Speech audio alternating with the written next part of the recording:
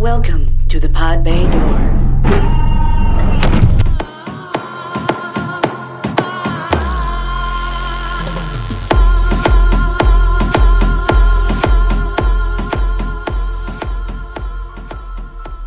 This is the Pod Bay Door.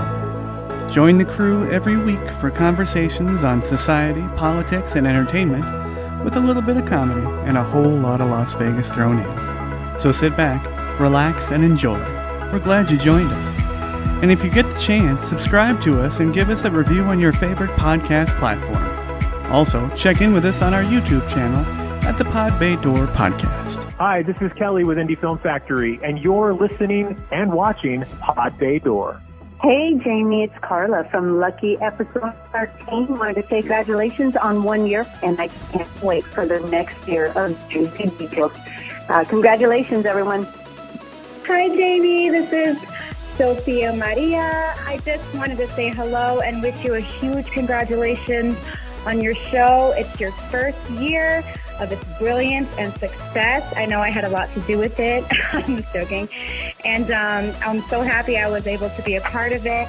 Again, congratulations. Love you. Bye. Happy anniversary, Jamie. I cannot wait to have another at least year of listening to your fantastic show. I look forward to it, and congratulations on a super year. Hey guys, this is Julia Shoup. And I just wanted to wish you guys at the Pod Bay Door a happy birthday. I've had a great year listening to you guys. Can't wait to be a guest on your show again. Happy birthday. Bye. Hey guys, congratulations on one whole year of the Pod Bay Door podcast. You guys are awesome. Rock on. Now, we've talked about Las Vegas being able to adapt to almost everything. Yeah. Like you said, they had the family movement for a while. That was a brief and disastrous failure, followed relatively quickly by the What Happens Here Stays Here marketing campaign. Yeah, which was a good one. It was a good one. They never repeated it. They tried, but they never really repeated the success. I mean, it's still a phrase used today. But now I read an article that was written by a professed millennial saying that millennials are going to redefine and make relevant again Las Vegas. Now, I have a problem with that because I don't think any generation, may it be millennial or not, is going to, they may create a situation where Las Vegas will redefine itself, but there and Las Vegas will always do that. But making Las Vegas relevant again, well, I don't think no one will make it relevant for any one reason. Las Vegas is relevant because Vice is relevant. Yes. Because people need to let their hair down and have fun and come here. I mean, you know, and I love Magic Mountain. Yeah. It's not Vegas. No. You know, because if I really love drinking and gambling and whoring around, I'm not going to go to Magic Mountain. I'm going to go to Vegas, and that's why Vegas is always relevant, because there's a certain level of decadence and vice that I think everybody needs, if you can afford it. You know, and I feel sorry for those who cannot afford to come to Vegas and see the spectacle of it. But I actually took offense at that. I mean, to call Las Vegas not relevant now, and they're going to make it relevant. Yeah. And also, and it was funny that everything is clickbait now with all the articles being written, but the next click was talking about that article. Oh, it was how 6 out of 10 millennials have $100,000 in the bank. Yeah. That is absolute horseshit. That's horseshit. And if they had that much money, then they should realize that they're saving it. Yes. They're not going to be coming here and throwing it away. Yes. You know, exactly. They're going to be too cheap to do that. Exactly. And I think that was one of the issues that we had when we worked at the hotel. One of the reasons why the guests were so pissy and grouchy was that they were expecting an old Vegas that they'd heard about from somebody else who had visited here in 1975. And they're expecting that Las Vegas, and it was, like I said, it continually reinvents itself. Yes. But I think you're absolutely right about the idea of this was the playground to come and be naughty or to let your hair down. Yeah. And I think it serves a function that in the Middle Ages, you know, was done with the Festival of Fools for like 3 or 4 days.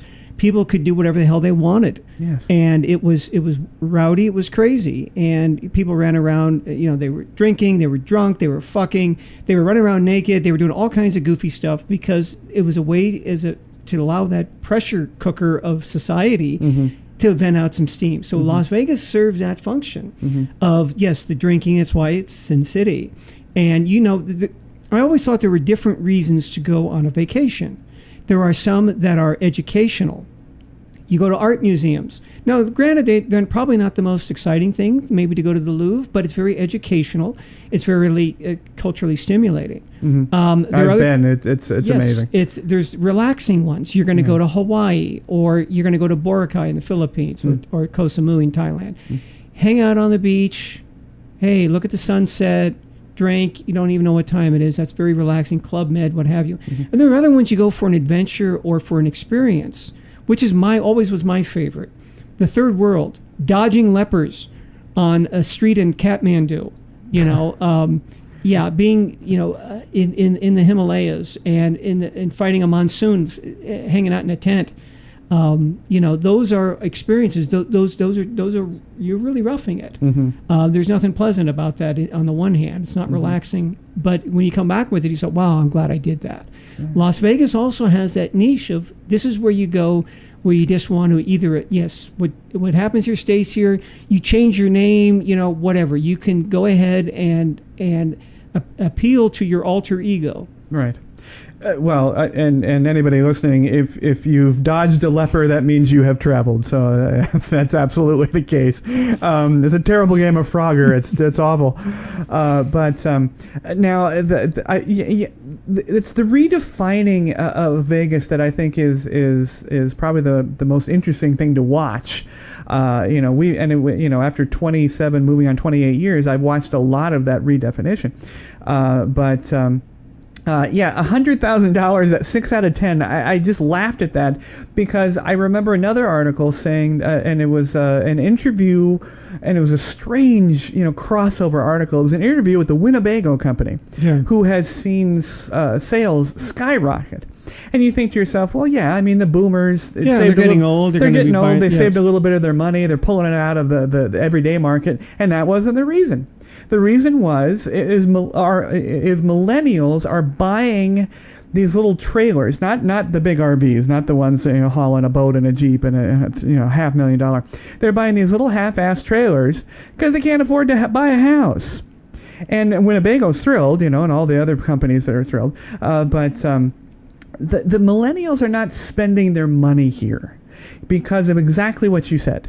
They're having to save their money because they have no money. They have this little small income that's coming in.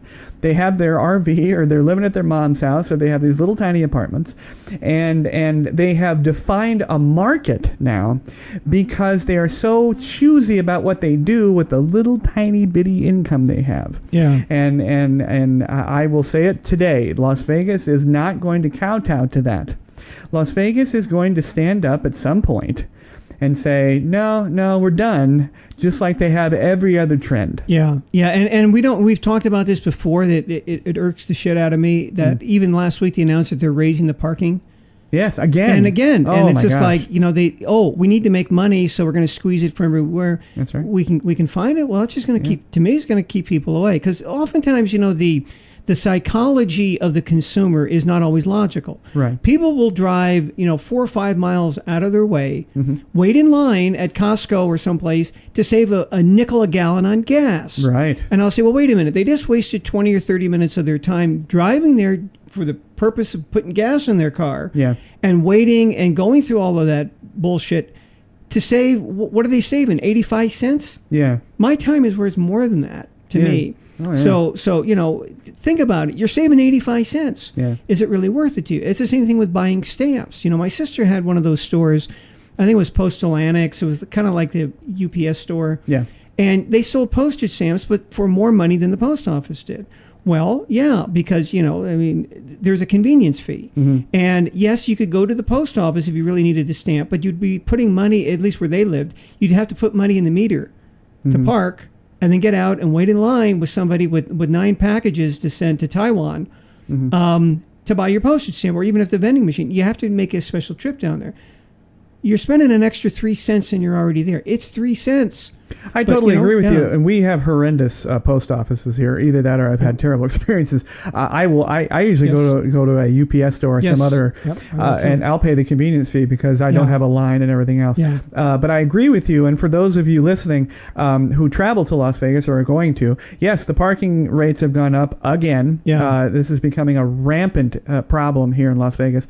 They're going from 12 to 14 to possibly 17 by the end of 2018. Yeah, that's ridiculous. And that's not for an hour, of course. That's for the entire day, or between I think it's 4 and 24 hours. Yeah. Most of the places still offer that under the hour free. So if you park, but what traveler is going to be here for an hour less? Me, I mean, as far as a business trip, but upwards of $17 to park. That's a lunch. You're bailing on eating because you have to park. And there are going to be people from Southern California say, "What? I can't park for free anymore. Yeah. I'm not going to go there." They say, "Well, wait a minute. Yeah, because of that, it's the psychology of it. Exactly. At least parking is free. One thing I didn't have to pay for, I can park my car, and I can maneuver around different hotels. And it's interesting that I still see that the Venetian doesn't charge." Amazingly so. Yes, and I would have to think it's because of the shops, because they might get some of the locals. I'm not going to go park and pay money and then go shopping at the if I want to go to the Cole Haan shoe store. Sure. And what I found is, because I like those shoes, I order them online. I always said I'd never order clothes online, but I don't want to have to drive down there and unless I'm already in the area, and Well, the parking. It's interesting who chooses to do it, to upgrade, and who does not. Now, upgrading requires a lot. I mean, you're talking not only about staff to man the machines, and people think that everything's robo. It's not. I mean, there's poor kids out there waiting for these things to go bad, and they have special situations, and they have bad tickets, and they have this and that. So there is a staff out there to help. There's installing the machines. There's changing the configuration of the parking lot to accommodate the machines. Yeah. It's a big deal. So I'm not surprised that the Venetian has passed because, yes, you're right. They're making far more money in extra situations. But the parking situation brings up something I was going to bring up anyway, which is now having been here all these years, I have seen many, many, many lost leaders go away. In fact, it's hard for me to even think of one besides the old standard buffet. Yeah. You and I used to be able to give away buffets. Yeah. We could comp this. John and I, as concierge at the Venetian, had comping privileges to a point. $34, I think, wasn't it? It was like $35, and that usually which covered was a fruit basket.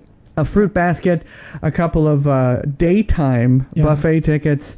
I could probably eke out a plate of chocolate-covered strawberries for a honeymooning guest. But it was lame, but it was nice enough. And then they took that away. But lost leaders have gone away. I mean, I cannot speak thoroughly on the gaming issue. They still give away quite a bit, to the gamers there. But the buffets, of course, are the first one to go. Yeah. But lost leader. I mean, shows used to be lost leader. Now they're full price. And it's hard to get in. It's very difficult. But I was going to ask you, the many years that you've been here, but do you remember when you first came here? What is missing that you can remember that you went to see or do or eat? What is something that you wish was still around? The Desert Inn. The whole Desert Inn. The whole Desert Inn, because they were the last. They were the last man standing. Yes. Basically, because that was the one they still had maitre d' seating. It wasn't obnoxiously loud or ostentatious. I mean, it was a very elegant hotel, I thought, but very plain by today's standards. Because it didn't have a lot of the glitz that the newer ones had. Yeah. But yet the restaurants in there, everything catered to a different clientele. Yes. And when they find out that, hey, they're going to find out, who actually comes here and spends money. And that's who they're going to cater to. Right. So things will adjust again. It's almost like if you don't like the way things are, just wait a minute, it'll change. Absolutely, and that's why I think that Vegas is going to push the millennial influence right off their shoulders. Now it's not going to do it right away because Vegas, whereas the millennial generation and the marketing behind it and the marketing acquiescence behind it think they're going to drive Vegas. It's just the opposite. Vegas, just like you said, it's a meta city. It'll take exactly what it needs from these millennials. It'll take every little dollar that it can, and then and it'll change the slot. It'll make a slot lounge. It'll change the restaurants. It'll make whatever hipster froth-filled plates of food that they want, and then when it's done with it, when it no longer is paying the bills, it'll be gone. Yeah. And it has no sense of history. No sense of history. And good on that.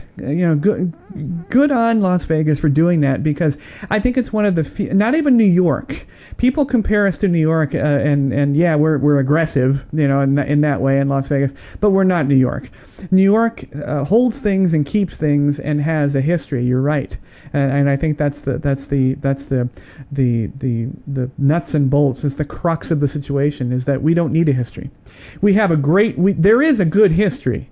The Rat Pack days, and that's wonderful, and I wish I wish it could return, and it can't. But ever since then, we pick and choose, and we glean, and we garner, and we do everything we can to survive, and I love the town for that. So what do you miss? Oh my gosh, when I was thinking about asking you this question, I remember the strangest thing. When I first got here at the Luxor, which is the Pyramid Hotel, and there was a show underneath the Luxor. Oh, really? Yes, and it was at the same time that the Luxor had the canal, the canal, or the river. Nile, supposed to be the Nile, and it had the Nile River tour. It smelled bad. It smelled bad. It was a lame little tour around the hotel, but it was whatever. It was fun. Get in the boat. It was a lot like It's a Small World, or the storybook thing at Disneyland. I want to bring something up about Disneyland in a minute.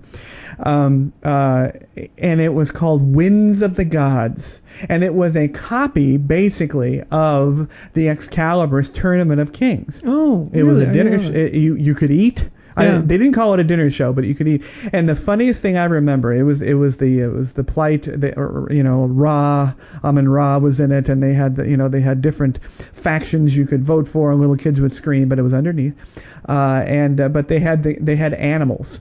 And they had I called him an albino. I don't know if it was an albino or not, but they had a stark white baby camel. That was the end all beat all to this show. They walked this little camel out, and they introduced him, and he was really important to the storyline, and they walked him back out. It was the funniest thing. But what do I miss? What do I truly miss? Dinner shows. There's another thing that's gone. Yeah. I mean, that's when people were. It was a more relaxed time, right? They had the dinner show, they had the after dinner show. That's when really where Wayne Newton blew out his voice, right? He was performing 2-3 shows a night. He struggles, he struggles. And then even when he was at the Stardust in early 2000s, I mean, his voice was completely shit. He sounded like Janis Joplin talked. But I miss that. In fact, I recently, somewhat recently, took my mother. Her only request for many, many years was to go see Donnie Marie. Oh, really? Oh, yes. And it was so important, and we finally got her there, and the whole thing we got. Are they still? I thought no, they're done. I thought they're going to be done. I think they've had their last one, but Donnie Marie, and Marie kind of hot. Oh, she was hot. Yeah, she was a crush back 12 years old. Oh yeah. Now, and she's got. I mean, she, forget her about the Donnie Marie. The kid days. She was a gorgeous woman, especially with the was it Weight Watchers or Nutrisystem? Nutrisystem, I think. Yeah. Gorgeous. Yeah. And you know what? I dreaded it. I really did. And we were going to do the whole thing. Dinner before. And get the souvenir pictures, and being a photographer, it makes my eyes just close in pain, and get the souvenir, everything. We were going to do it all, and we did, and I'll be goddamned if it wasn't a good show. And it was old school. We had to sit with other people. Horrified I was. I'm telling you. I was like, wait a minute, And I thought I paid for a 3-top, which was silly because there's no such thing as a 3-top. There's a 2-top if you want to be all by yourself. But I had to sit with other people in a booth. And it was a tiny auditorium, and there they were, and we had the best time. Now, it's not Cirque, and there's no explosions, and there's certainly no nudity, which I was disappointed, but there wasn't. And it was a fantastic show. And that type of thing is gone or going. Yeah. Because it's not acrobatics, and it was an appropriate amount of audience participation, because they have quite a following. I mean, it's amazing how the people that are still alive that used to watch their whole family. On their television shows and everything else, but that's what's gone that I think I miss, that I never knew I missed. I mentioned the packs of people and everything else. As an aside, another place that is a tourist trap. They call this a tourist trap. I don't think it's a tourist trap. I think it's because we're very open about trying to, suck every dollar out. Yeah. Is Disneyland. I saw an article yesterday about the Disneyland gangs. Have you seen this? No. Oh my God. Hysterical. And I thought to myself, I'm a relatively big guy. I hang around with big guys. Pardon me. And apparently there are these super fans at Disneyland that roll around the place in packs of 20 or so. They have formed gangs, literal gangs. And they're the Tinkerbell squad and whatever. And this isn't sanctioned by the park, though, God, right? No, God, no. No, Disney wouldn't sanction that, the mouse. But apparently this is true. They walk around and they sort, because they're super fans, they have this privileged nature to them, and they have outfits, they have uniforms, and some of them even have faux motorcycle club jackets. Of Tinkerbell? Well, sure, or whatever, the Country Bear Jamboree or whatever. Yeah. It's not there anymore, damn it. Oh, they're gone. They're gone, the bastards. I think they probably died. Yeah, that's right, yeah. They're always the same ones. But, they roam around, and nobody really paid attention, and everybody was like, oh, okay, whatever, that's cute, and whatever. Well, now they're having troubles with each other. They're actually starting... like turf wars? Yes. I thought it was hysterical. And I just thought to myself, well, it's never going to happen in Vegas. There's no turf wars here, because we don't have super fans. Yeah. Because it's an adult situation, and that's what Vegas is. It's an adult. It's a bastion, I think, of adult relief.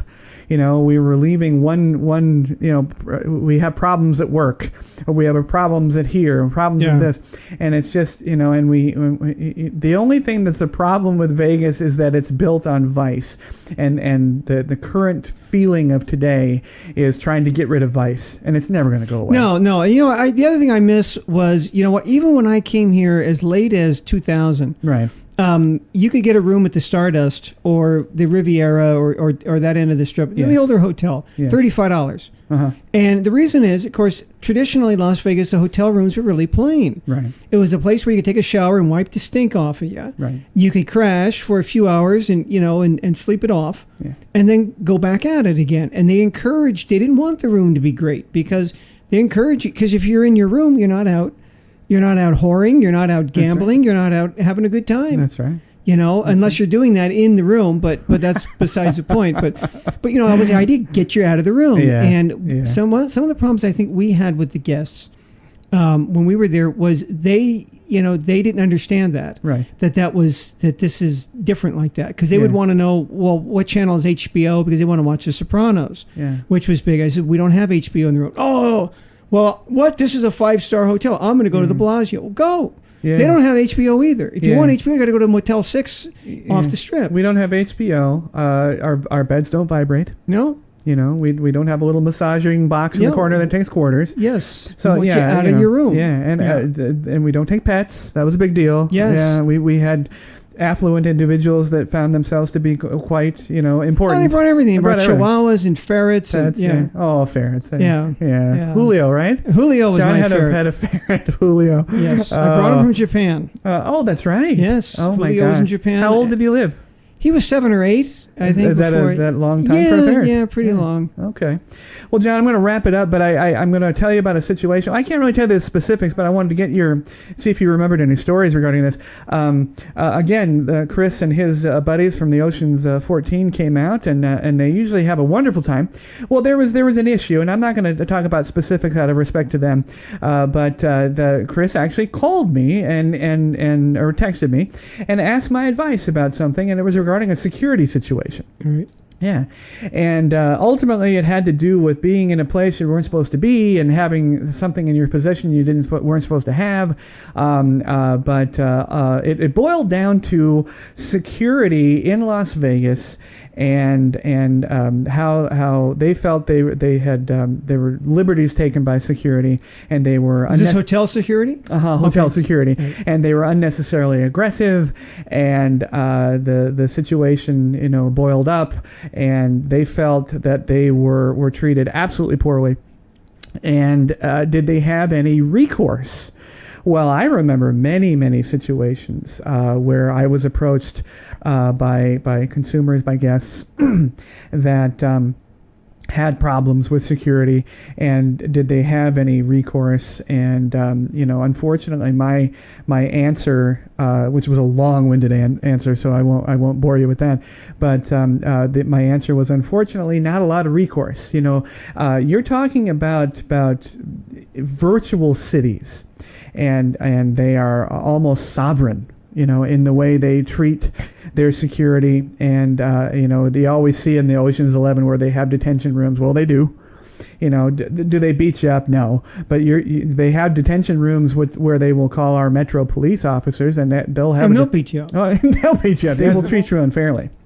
And they often, will... Now, they talked about being 86. Now, 86 is a very specific thing. Yeah. 86, if you don't know, means you got kicked out. Yeah. Recently, O.J. Simpson was... He was 86. He actually wasn't. He was asked to leave. Yeah, okay. And now he's suing everybody because of his embarrassment. Yeah, it was a Cosmo, wasn't it? Yeah, yeah, because of his embarrassment. I'm like, well, your embarrassment should be your felonies, but okay. Yes. But 86 requires a whole lot of paperwork. Lots of paperwork, because you are being removed from the hotel, placed on a list, so on and so forth. They have to call Metro and make sure that nothing goes wrong. This is what happened to Chris, and he was 86? No, he wasn't. No, okay. He and his friends. No, in fact, Chris was not involved. I have to say, Chris was not involved. He was a go-between, and he very kindly asked me if I had any input, and I gave what I had. But if people want to know about this, you got to be careful. I mean, because you're not. You have no cards to play. Pardon the pun. If you have a security situation that is not a theft, or if you're involved in something that is a problem within the hotel, it is a problem, because security is always going to take the houses. They're going to back the house. Yeah. And so is Metro. Metro doesn't want to come. Metro has relationships with our security people, and rightly so. They count on the fact that their security is going to take care of things, and only until it becomes a Metro-defined situation will they come and deal with it. Domestic terrorism, of course, is a non-starter. I mean, that means everybody comes, but. Do you remember? I dealt with a lot of this. I mean, they always came to me and said, "Is there anything we could do?" No, there's not. Sorry, because we had to deal with them too. Yeah. I said, they're not just, they're assholes, and they're not just being nasty to you. They're nasty to me too. There were two types. We had the flatfoots. Yeah. The guys who wore the uniform. I don't know, they were okay. Yeah. It's a low level. It's kind of a flunky job. And then they had the other ones who thought they were hot shit. Right. These were the ones that, they kind of wore a uniform of sorts, but they had the little squiggly thing that went in the rear. Mm-hmm. They never liked me. They never liked you. They didn't like any of the guys that worked the concierge, because we always got to work with good-looking women. And we had access to them to talk to them and have, and joke and kid. And they would they got pissed off about that. I could tell. Sure. You know that. And anytime they could come and bust our balls, they did that. I mean, I had a guest once, he called, and he said, "Oh, shit, I just left." He was at the airport. I just realized, I think I left my car keys in the hotel room, but I'm not sure. I can't remember. Hey, I've been on a binge for 3 days. I don't know if I left them at home or if I left them in the room. So I went and I checked the status. The room hadn't been cleaned yet. Sure. So I went up there. And I looked, and he said, and I scoured the room, and I didn't find any keys. So I came back and I called the guy. Well, security found out about it because I went in the room, and the guy came in there and he chewed me out, saying that you need to go to security for this. If I thought, okay, well, you made your point. Thank you for letting me know that I didn't follow protocol. I didn't know what so often we had to make it up, right? We didn't know. We didn't have a procedure for everything. This happens, we do this. If this happens, we do that. Yeah. This was something that was unusual. So I thought this guy was he was a guest. He stayed there. He was very anxious and concerned about his car keys or his house keys. And he wanted to know if they were there because he can't come back and check. He's already checked out. And I told him that they weren't, so he was relieved and he thanked me for that. Yeah. So security guy, he could have explained it in a nice way, but he didn't. He explained it in a shitty way. Yeah. Which is their nature. I think there's a certain personality type that applies to. It is their nature. In their defense, oftentimes, same for any of our police officers or any of our military, they deal with the worst parts of the worst people. And I got to give them that credit. I would never want to be a police officer because of my distaste for most of the public, but I agree. The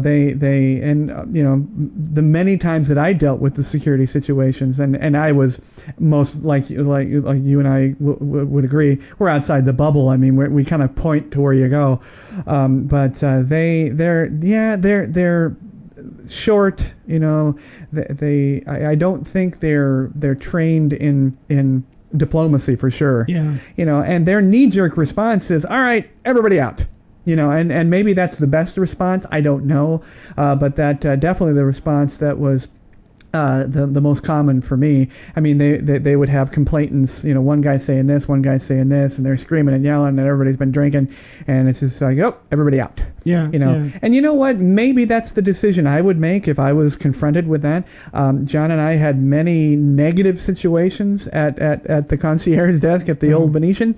Oftentimes we would trade back and forth. I would have it up to here with somebody, and John would very kindly take over because, he had not been, attacked or insulted, and the other way around. And the other way around. Yeah. I was adept at diplomacy and very good at having people walk away. They were thrilled, and I hadn't done anything. I was just nice. And I'll circle it all the way back to Go Dog, do something nice, and John and I tried to be nice. We tried. I can't tell you the number of times, John, I saw you running down, that long marble hallway, trying to be nice, trying to be a conscientious worker, and many times it didn't garner anything for you, tip or compliment or anything. Yeah. And sometimes it did.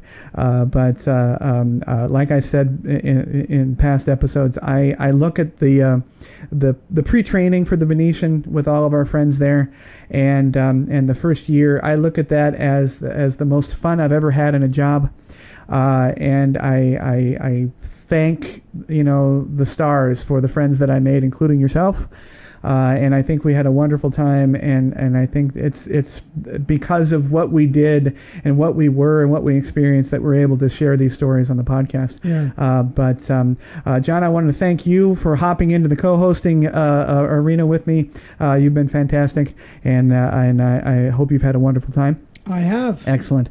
And everybody listening, and all the wonderful comments that we've had over the last year, all of the wonderful listeners that we have, over 25,000 downloads. We made it, and I want to thank everybody for doing this. We are going to continue one more year for sure, and we've had a fantastic year. And again, check in with us, get those reviews for those giveaways for the Pod Bay Door gear. And again, that email is thepodbaydoorlv@gmail.com. Send me those screenshots of those reviews, and please check in with our blog at thepodbaydoor.wordpress.com. John and I always write a little something in there, and we have some really great entries and content for you guys to click on. And if you have any questions, as always, just let us know through whatever format you want. But for John, this is Jamie. Thank you for a great year, and we will see you next week. Thanks to everyone listening and watching. You can catch the Pod Bay Door on the Podbean app or any of your favorite podcast apps, including iTunes, Google Play, TuneIn, and Stitcher Radio. You can watch the show on our YouTube channel at the Pod Bay Door Podcast.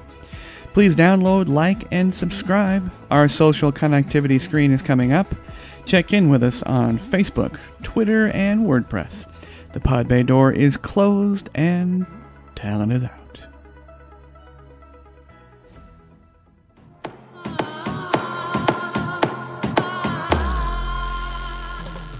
Hey everybody, thank you very much for tuning into the show. We would love to hear your show suggestions and comments.